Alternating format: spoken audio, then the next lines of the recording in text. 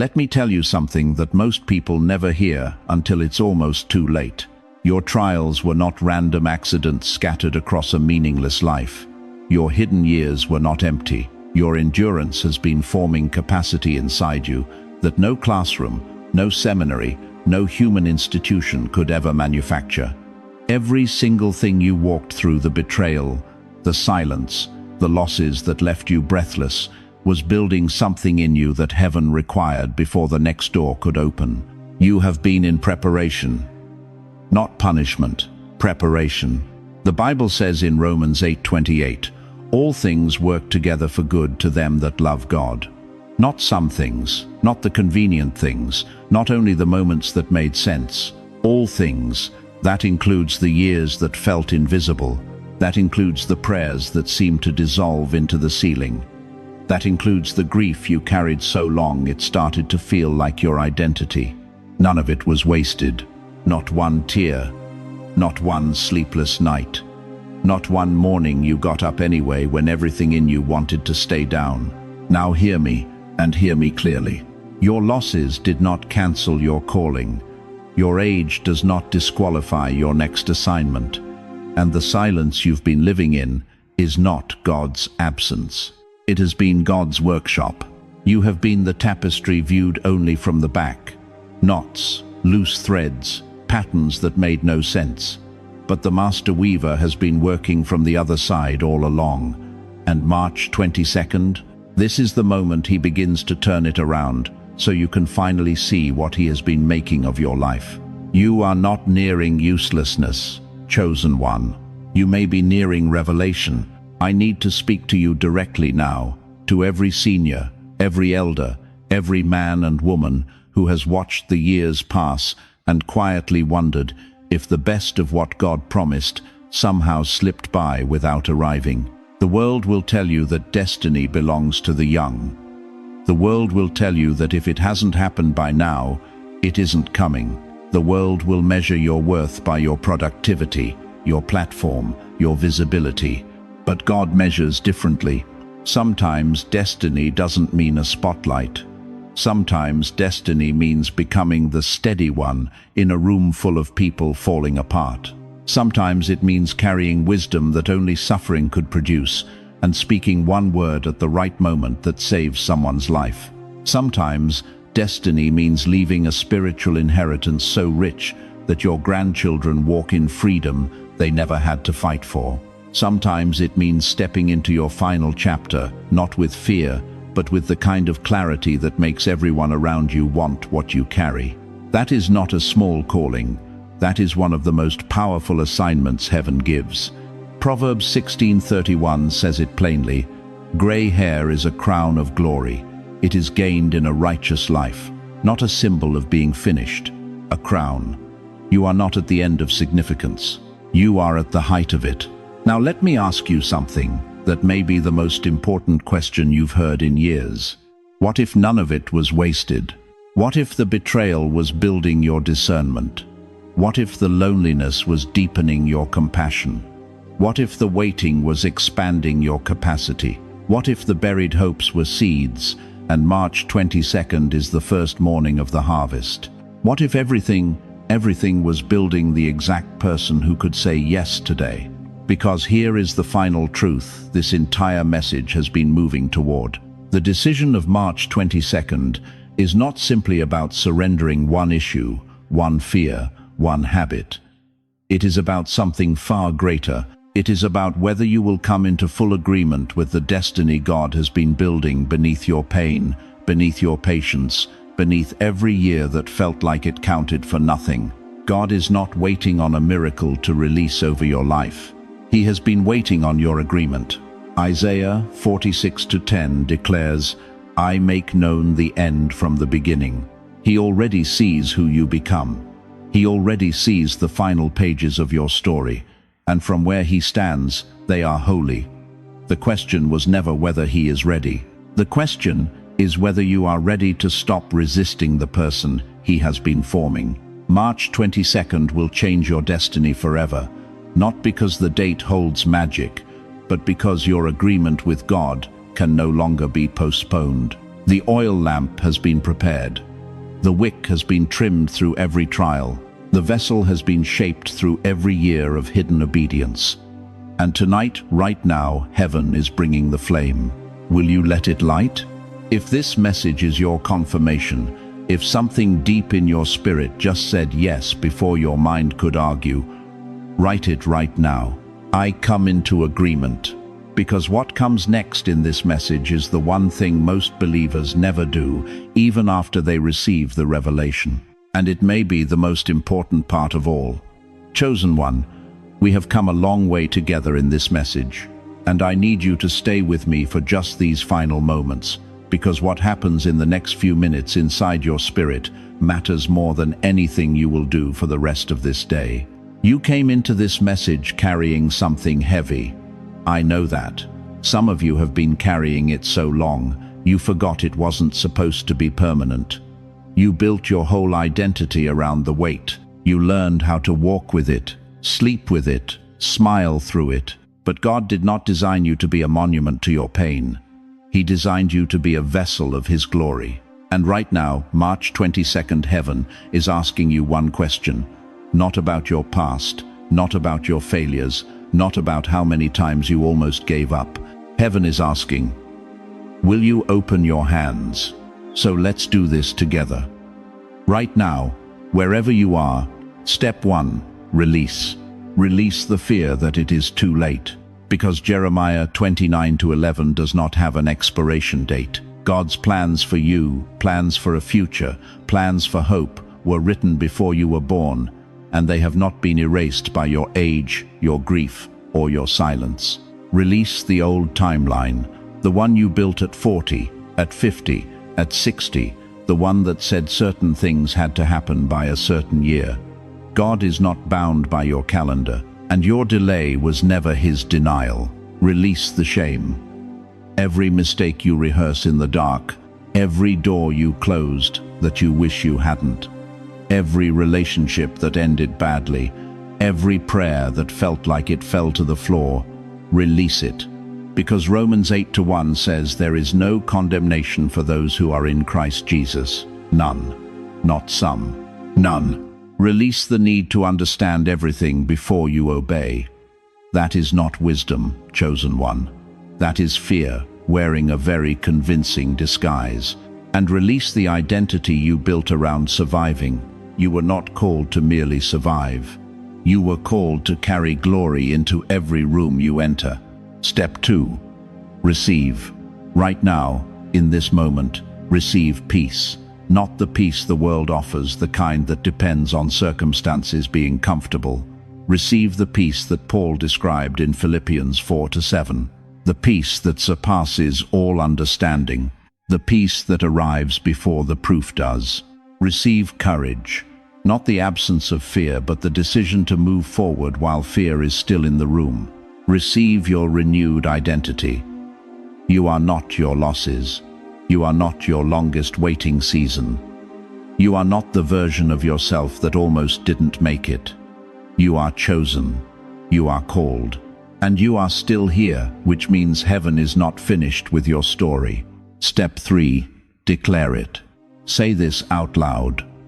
Let your own ears hear it. I will not miss what God is doing. I release what cannot go with me into the next chapter.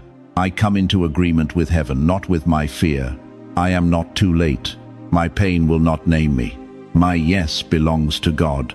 Those words just shifted something, not because of how they sounded, but because truth, spoken in faith, carries weight in realms you cannot see. Chosen one, I want you to picture something. Picture someone standing outside just before dawn. The night has been long, longer than they ever expected. Their hands are trembling. Their eyes are tired. Every reasonable voice told them to go back inside, to stop waiting, to accept that the light wasn't coming. But they stayed. And now, without announcement, without applause, without anyone watching, the first light begins to break across the horizon. And peace arrives. Not after the proof, before it. That is you, right now, on March 22nd. You have been standing in the long night, And the dawn is not coming to reward your perfection. It is coming because you stayed faithful, when staying faithful cost you everything. This decision you are making today may be invisible to the world, but heaven knows exactly what shifted here. Now, here is what I need you to do.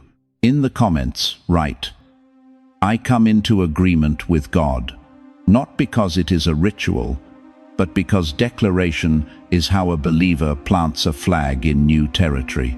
Share this message with someone you know who is standing in a moment of decision right now, someone whose hands are tired, someone who needs to know the dawn is still coming.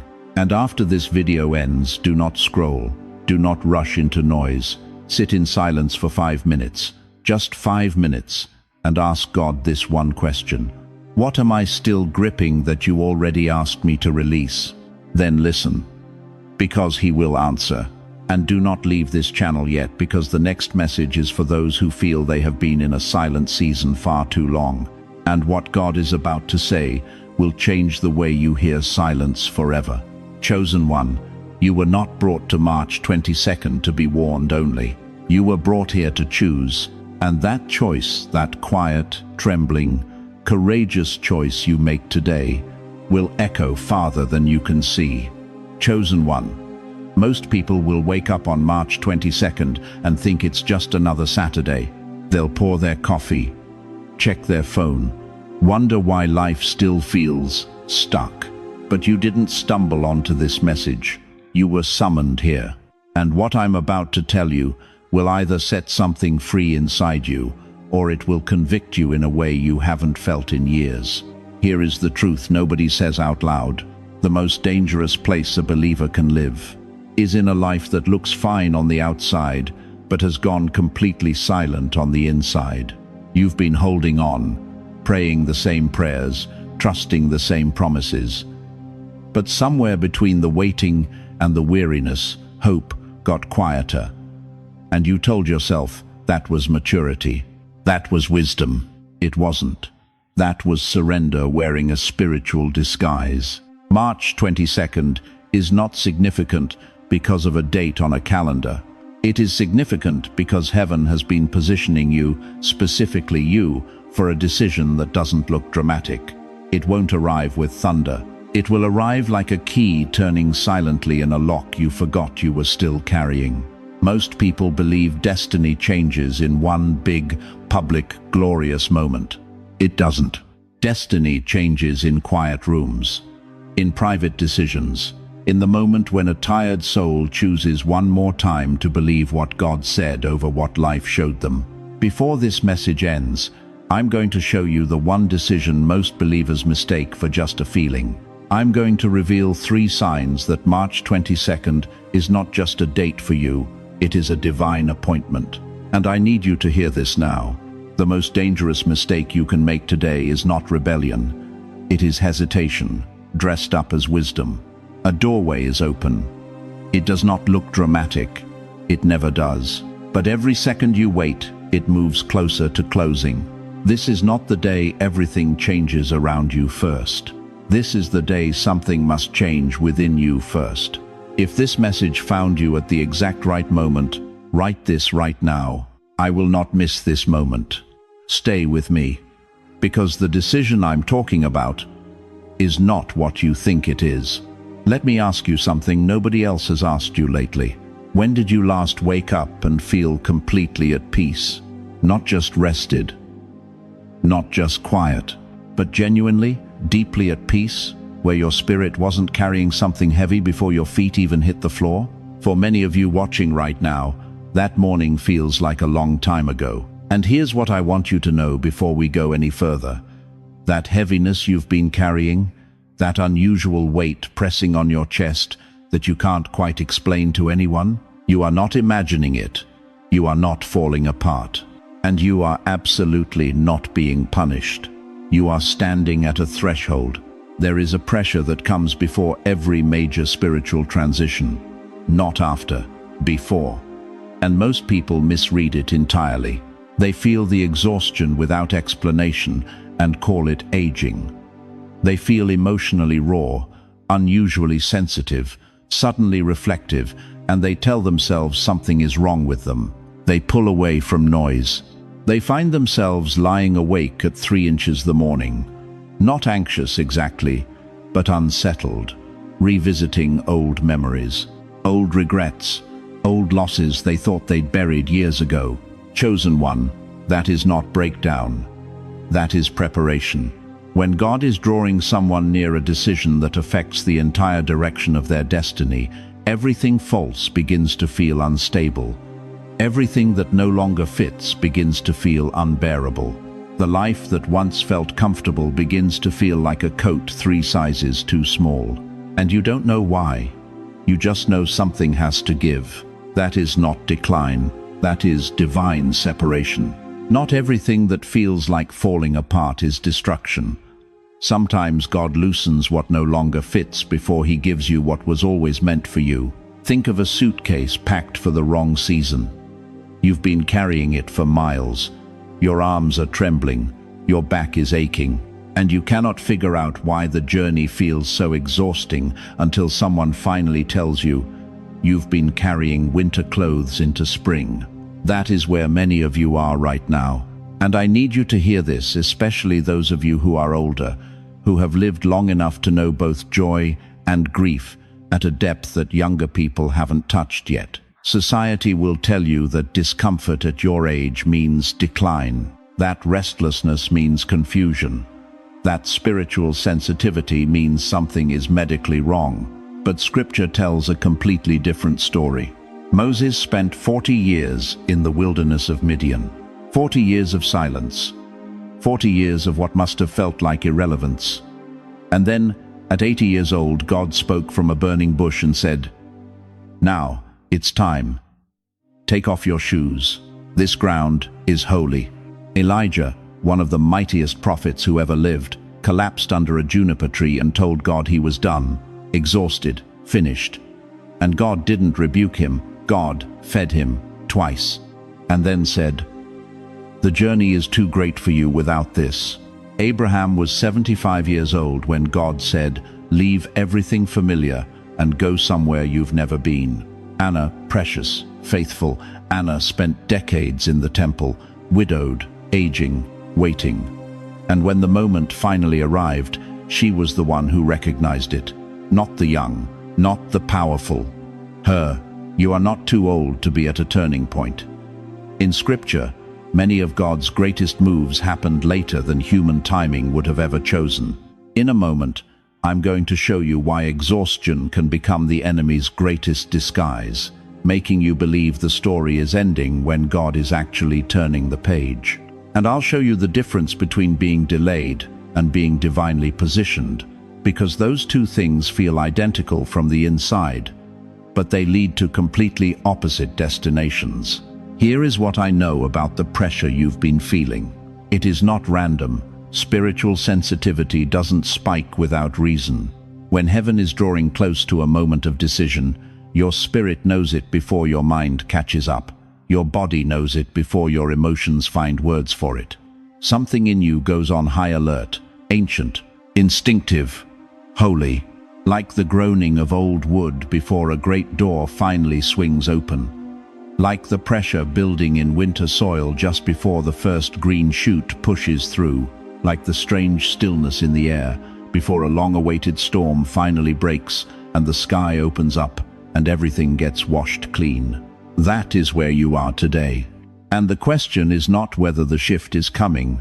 The question is whether you will recognize it or explain it away. Because, chosen one, I have to tell you this plainly, with everything in me. The heaviness you've been feeling may not be proof that God is far. It may be proof that a decision is near. If you've been feeling this pressure lately, emotionally, spiritually, even physically, write it right now. I feel the shift. Because what comes next is the part most believers never see clearly. The decision I've been building toward the one hiding in plain sight is closer than you think. And missing it won't look like rebellion. It will look exactly like what you've always done to stay safe. You made it past the opening. And that already tells me something. Something in your spirit recognized this message before your mind could explain it. That quiet pull you felt. That was not curiosity. That was heaven refusing to let you scroll past your own breakthrough.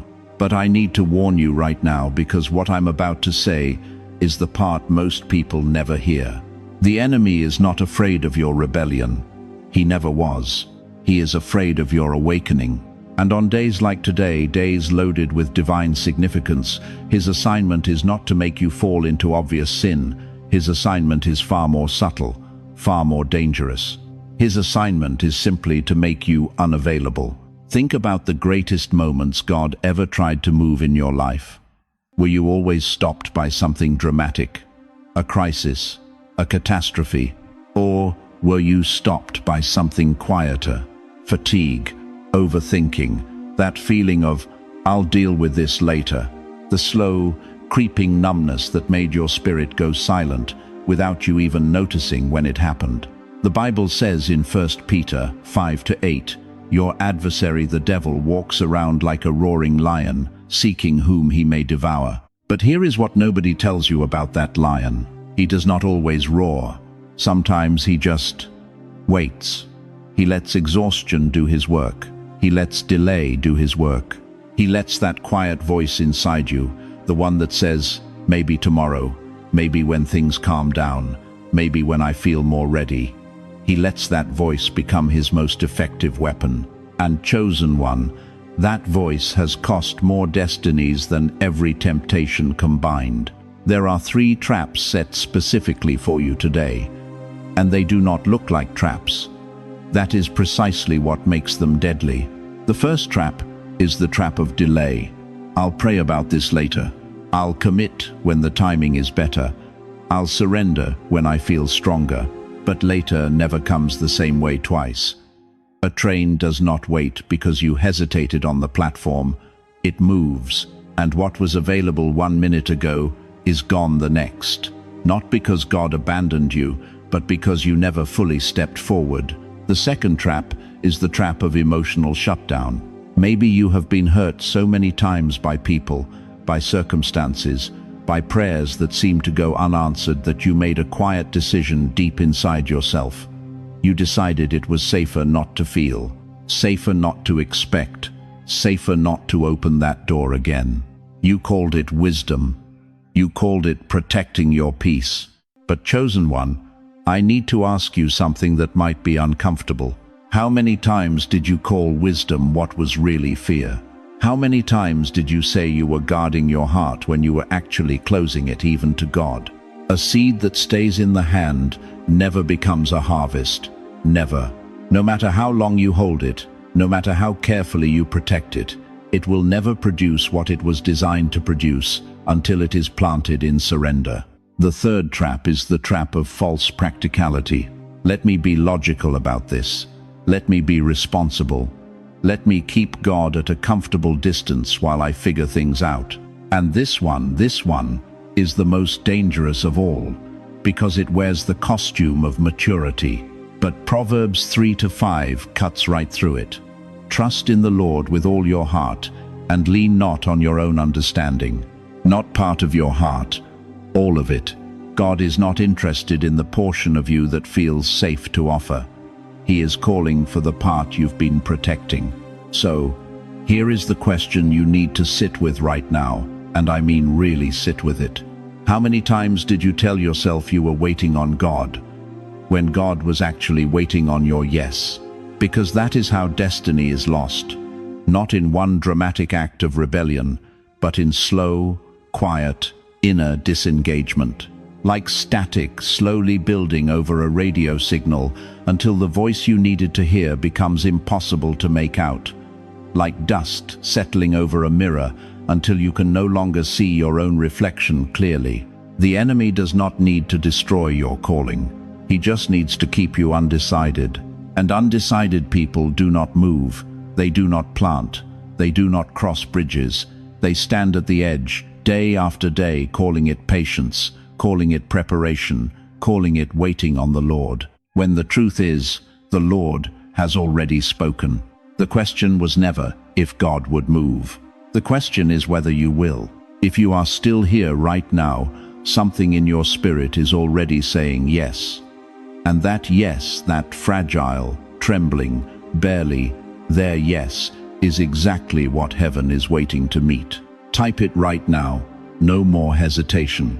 Because the decision I'm about to reveal to you, the one that changes everything, it begins not with what you do on the outside, it begins with the posture you choose on the inside. And that is exactly where we are going next. I need to stop you right here, because most people hearing this are waiting for me to tell them to do something. Pray harder, believe bigger, push through, fight harder. But that is not the decision March 22nd is asking of you. The decision is the opposite of everything you were taught survivors do. The decision is surrender. And before you close your heart to that word, hear me clearly, because the surrender I'm talking about is not the kind where you wave a white flag and walk away defeated. That is not surrender, that is quitting. What God is asking of you on this day is something far more costly than effort. He is asking you to open your hands. Look down at your hands right now. Are they open, or are they clenched around something you were never meant to carry this far? Here is what most believers have been doing for years. They have been gripping the old version of their life so tightly, the version that made sense, the version that felt safe, the version built out of survival, that they cannot receive what God is trying to place in those same hands. You cannot receive what heaven is releasing if your fists are still full of what heaven already finished. This is the decision of March 22nd. Not whether you will try harder, but whether you will finally let go. Surrender the need to understand everything before you move. Surrender your timeline, the one you drew up years ago that God has already redesigned. Surrender the offense you have been carrying quietly, the wound that happened in a relationship, in a church, in a family, that you never fully named out loud. Surrender the grief that attached itself to your identity so long ago you forgot it was grief and started calling it personality. Surrender the old self, the one that was built in survival, built in hardship, built to endure, because that version of you served a season that is now over. And surrender the right to stay emotionally closed, because closed is not safe. Closed is just another word for stuck. This is not weakness. Do not let anyone tell you surrender is weakness. Jesus in the Garden of Gethsemane, sweating, trembling, fully human and fully aware of what was ahead, looked at the Father and said, "Not my will, but yours." That was not weakness. That was the most powerful decision in human history. Abraham laid Isaac on the altar, not because he understood it, but because he trusted the God who asked. Esther walked into the king's court uninvited, knowing it could cost her life, whispering, "If I perish, I perish." Peter stepped out of the boat, not onto solid ground, onto water, onto something that had no business holding a man's weight. Every one of them surrendered what they could not afford to lose, and every one of them received what they could never have earned. Your destiny may not be waiting for your effort. It may be waiting for your surrender. Let that land. Don't rush past it, because here is the part that will shake you if you're honest enough to hear it. The reason surrender feels so terrifying is not because you are weak. It is because the false self, the armor-wearing, controlling, white-knuckling version of you that kept you alive through every hard season, that version of you feels like it is you. It has fused to your skin. You don't know where the armor ends and where you begin anymore. And God is asking you to take it off. Not because you are not strong, but because that armor cannot enter where He is taking you next. You are like a patient on a surgeon's table who keeps sitting up, grabbing the scalpel and saying, "Let me help." And the surgeon patient, steady, certain, keeps saying, "Beloved, lie back down. Trust me, I know what I'm doing." The surgery cannot be completed while you are still fighting it. Chosen one, what are you still fighting that God has already asked you to release? What timeline are you still demanding He honor that He has already redrawn? What wound are you still managing instead of surrendering to the only one who can actually heal it? Open your hands, not halfway, all the way. Because here is what happens when a believer finally, fully surrenders. The river takes what their strength could never drag to the finish line, and it carries it farther, faster, and further than they ever could have forced it on their own. This is the first layer of the decision. But surrender alone is not the whole picture. There is a second layer to this moment, and this is where most people miss it entirely. Most believers surrender and then stand still. They think surrender is the finish line. It is not. It is the starting line. And what comes next, if you stay with me, will show you exactly what God expects you to do the moment you open your hands. If you know God has been asking you to loosen your grip, write it right now. I release my grip, because what comes next requires both hands free.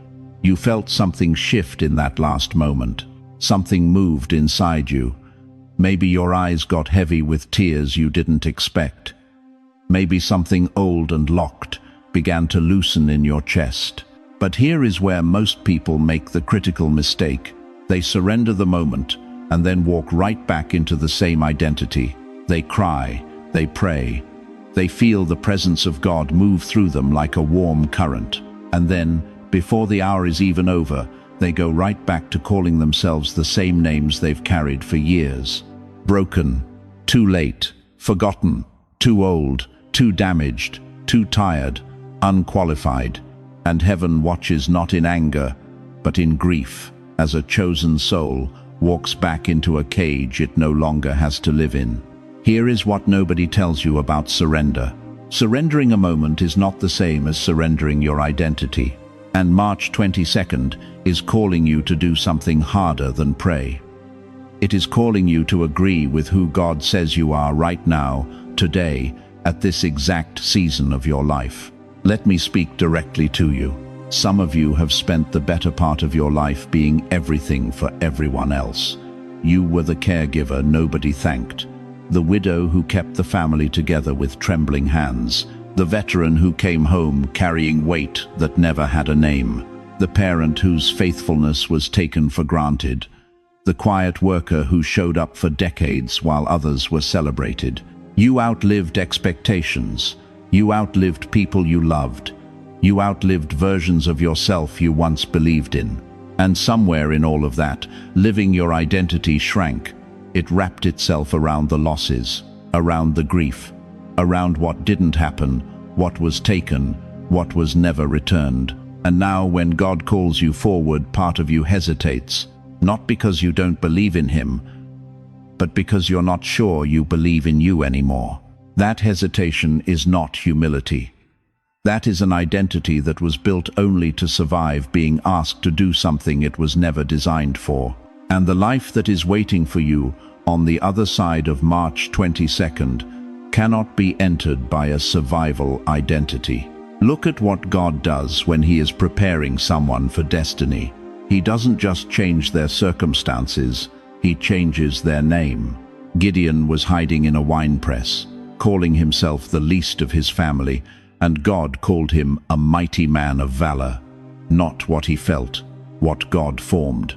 Sarai, whose name carried barrenness, became Sarah, the mother of nations. The name changed before the child arrived. Simon, impulsive, inconsistent, broken, became Peter, the rock, before a single sermon was preached. Jacob, the deceiver, the one who grabbed and grasped his whole life, wrestled with God and came out limping but carrying a new name. Israel, one who prevails with God. And Joseph, a prisoner, forgotten in a cell for years. But when the moment came, he didn't walk out with a prisoner's identity. He walked into a palace with a ruler's capacity, because what God forms in the dark doesn't shrink to fit the cell. Destiny changed when identity changed, every single time. Now, let me ask you something that may be the most important question of this entire message. What name are you still calling yourself? Not the name God gave you, not the name written over your life before you were formed in your mother's womb. The other name, the one built from disappointment, from loss, from the years that pressed you down until you started to believe that smaller was safer. Are you still calling yourself forgotten when God has been watching every single step? Are you still calling yourself too old when Scripture declares that those who trust in the Lord shall renew their strength? Are you still calling yourself too damaged when the same hands that formed the universe have been quietly, carefully, deliberately forming something in you that the enemy has been terrified of for years? You are not being asked merely to survive March 22nd. You are being asked to agree with who God says you are. Right now, at this age, in this season, with these scars, a house whose foundation is stronger than its weathered exterior does not apologize for its age. A tree that looks old on the outside but still bears fruit in season does not mourn its bark, it produces. That is you, not what you endured, what He formed. The file with your old name on it, God is rewriting it today. The question is whether you will accept the new name or keep signing the old one. Write this in the comments right now as a declaration before heaven and earth. I will not name myself by my pain. Say it like you mean it. Because what you call yourself today determines what you can walk into tomorrow. And tomorrow, March 22nd, there are 3 voices that will speak louder than anything else when your destiny draws near. In the next section, I am going to show you exactly what most believers obey without even realizing it. Before you make the decision I've been talking about, you need to understand something first. You are not fighting one enemy today. You are fighting 3. And right now, all 3 of them are speaking inside you at the same time, competing, pulling, each one convinced it deserves to lead your life. Most people never name them. They just feel the noise. They call it confusion. They call it doubt. They call it not being ready yet. But chosen one, that noise has a source. And until you identify it, you will keep making decisions from the wrong voice. So let's name them. Right now, out loud. The first voice is fear. Fear doesn't always scream. Sometimes fear speaks in a calm, protective tone. It says, stay guarded, you've been hurt before. If you let go, everything will collapse. Fear sounds like wisdom. It sounds like discernment. It sounds like spiritual caution. But here's what fear never tells you. It has never once been right about God. Every time God moved in Scripture, fear said, wait. Every time heaven opened a door, fear pointed to the last time a door closed. Fear doesn't protect your future. Fear preserves your past, even when your past is a prison. Proverbs 29:25 says it plainly. The fear of man brings a snare. A snare is not a wall. A snare is something hidden in the ground, something you don't see until your foot is already caught. Fear has had your foot long enough. The second voice is fatigue. And chosen one, this is the dangerous one. This is the one I need you to hear most carefully. Because fatigue doesn't sound like an enemy. Fatigue sounds reasonable. Fatigue says, what's the point? You've already prayed enough. You've already waited long enough. It's too late to expect anything new now. Fatigue doesn't tempt you to sin. Fatigue tempts you to stop. And stopping one step before the breakthrough is the costliest mistake a believer ever makes. Think about Elijah under the juniper tree in 1 Kings 19. This was a man who had just called down fire from heaven, a man who outran chariots. And there he was, collapsed in the desert, telling God, I've had enough, just let me die. That was not weakness. That was fatigue talking. Fatigue wearing the face of surrender. And what did God do? He didn't rebuke him. He didn't preach at him. He let him rest. And then he said, arise and eat. The journey is too great for you. God knew Elijah wasn't finished. Elijah just couldn't feel it anymore. Chosen one, can I ask you something directly? How many times has fatigue made a decision for you that you later realized was wrong? How many relationships did you walk away from because you were tired, not because God released you? How many callings did you quietly shelf because the silence lasted too long and fatigue convinced you the answer was no? The most dangerous voice in a turning season is not always fear. Sometimes it is fatigue, because fatigue can sound reasonable. The third voice is God's Spirit. And here is how you know the difference. Fear creates contraction. It tightens your chest. It shrinks your vision. It pulls you inward and backward. Fatigue creates indifference. It flattens everything. It makes the eternal feel ordinary and the urgent feel optional. But God's Spirit, even when the instruction is costly, creates something unmistakable: sober clarity and deep peace. Not the peace of escape, not the peace of denial. The peace that Philippians 4:7 describes as something that surpasses all understanding. A peace that makes no logical sense given your circumstances, but settles in your spirit like an anchor hitting the bottom of the ocean. God's voice says, "Come closer, be still, release what no longer belongs in your hands.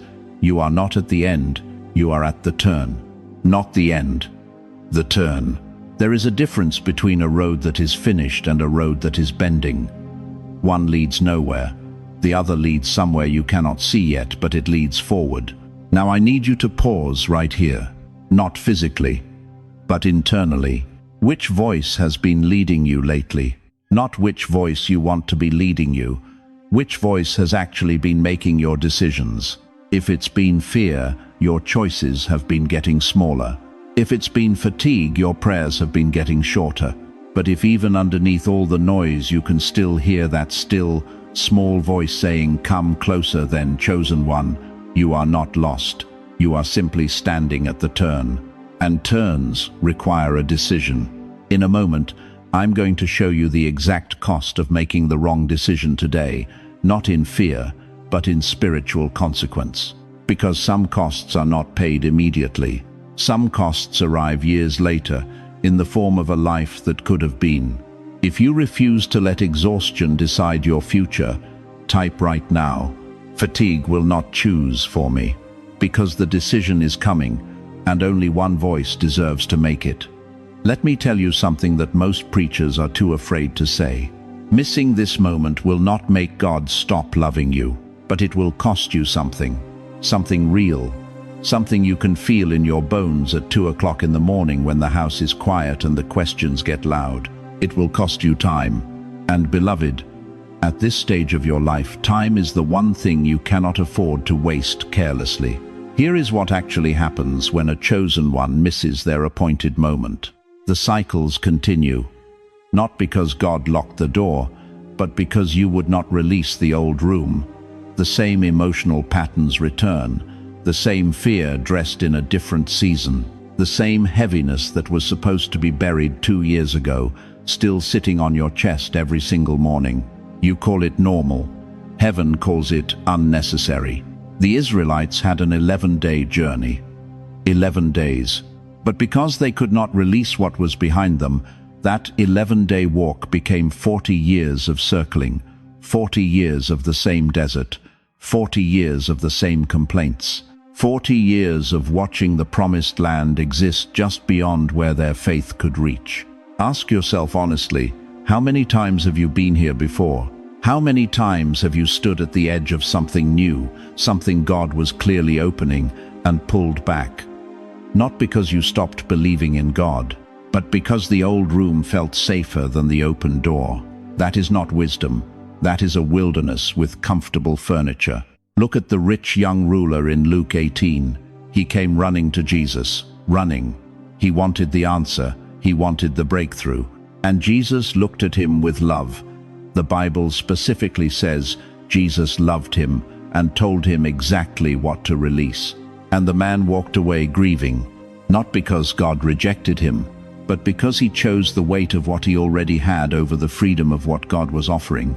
Beloved, do you understand what that grief feels like? Because some of you are carrying it right now. You have been carrying it for years, and you have learned to call it patience when heaven has been calling it hesitation. There is a difference between waiting on God and hiding from God's invitation. Lot's wife heard the angels with her own ears. She felt the urgency with her own body. She was moving in the right direction. But something in her could not fully release what was burning behind her. One look back, just one, and she became a monument to the danger of divided loyalty. She was not a villain. She was a woman who loved too many things at once. And that is the quiet tragedy that heaven is warning you about today. Because the most dangerous spiritual condition is not rebellion, it is the soul that gets close, feels the warmth of the open door, and then slowly, quietly, reasonably talks itself back into the familiar. At this stage of your life, you do not want to spend another year carrying what heaven has already given you permission to release. You have survived loss that should have broken you. You have endured silence that would have swallowed a weaker person whole. You have held on through seasons so dark you could not see your own hand in front of your face. You have survived too much to remain spiritually undecided now. Think about what it costs to stay. Not dramatically, quietly. Every morning you wake up emotionally armored, bracing for pain before it arrives. Every new thing God sends gets filtered through your oldest wounds. Every divine invitation gets shrunk down to fit the size of your fear. Every delay you accept as permanent becomes a ceiling you stop trying to break. You stop expecting. You stop reaching. You start calling smallness contentment. And the tragedy, the real tragedy, is not that God forgot you. The tragedy is that fear can make a person linger in a place heaven already ended. Like a man still living in a house after the lease expired. Still paying rent on a season God already closed. Still wearing winter clothes while summer has been waiting outside the door. You cannot move into what God has prepared while you are still furnishing what God has finished. Saul lost his entire kingdom not through open rebellion but through partial obedience. He did most of what God said. He kept just a little back. Just a little. And that small reservation cost him everything that was meant to follow. Partial surrender is still division. And a divided heart cannot receive a whole blessing. So hear me now, not with fear, but with love and holy urgency. You cannot afford another circle. Not at this point in your journey. Not after everything it took to get you here. Not with the time that remains ahead of you. The door that is open today will not hang open indefinitely. And the most heartbreaking words a soul can whisper at the end of a season are not, "I tried and failed." They are, "I almost said yes." If you know deep in your spirit that you cannot afford another cycle, write this right now. No more circles. Because what comes next is the turning point. What happens when someone finally fully says yes? And beloved, you need to hear this. Because the answer is going to surprise you. You've been waiting for something to change out there. The phone call, the open door, the breakthrough that finally makes sense of everything you've carried. The moment when someone, anyone, finally sees what God placed inside you. But chosen one, hear me clearly. Heaven rarely changes your circumstances first. Heaven changes you first. And that is exactly what happens the moment you say yes. Not maybe, not eventually, not when you feel ready. The instant your spirit moves from resistance into agreement, something shifts that no human eye can see, but every demon in the room can feel. Let me show you what that looks like. The inner war that has been running on full volume inside your chest, the one that argues with every promise, questions every prayer, whispers, what if nothing ever changes, that war begins to lose ground. Not because your circumstances changed, because your authority changed. Think about the Jordan River. God didn't part it while the priests stood on the shore waiting. The water split the moment their feet touched it.